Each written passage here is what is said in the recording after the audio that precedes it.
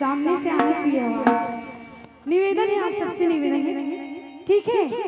जयकारा करेंगे, आप सब रेडी हैं? चलिए।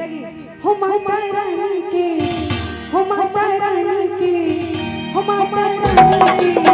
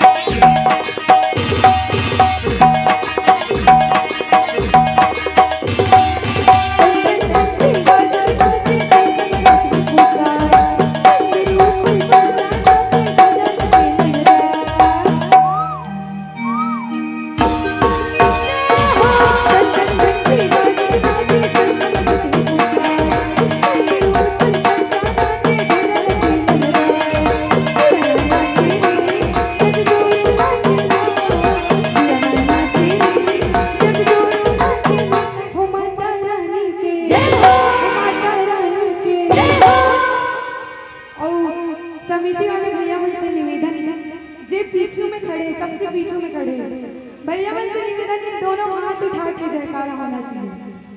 हो माता रानी के, थोड़ा और तेज आवाज में होना चाहिए।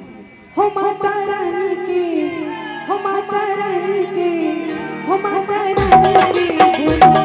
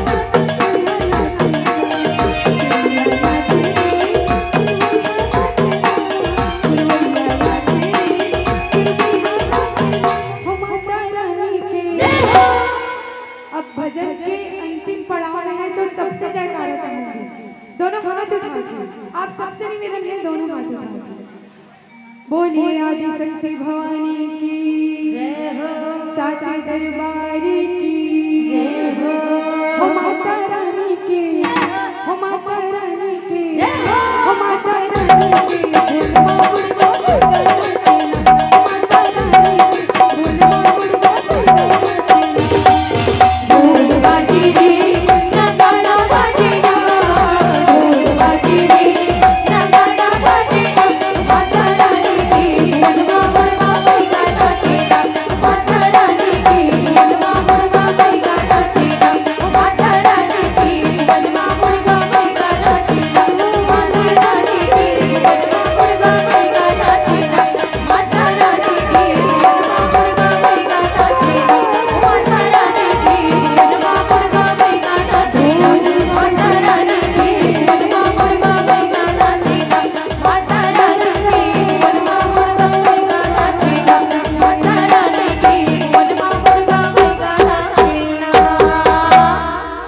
बोलिए आदि शक्ति भवानी की जय।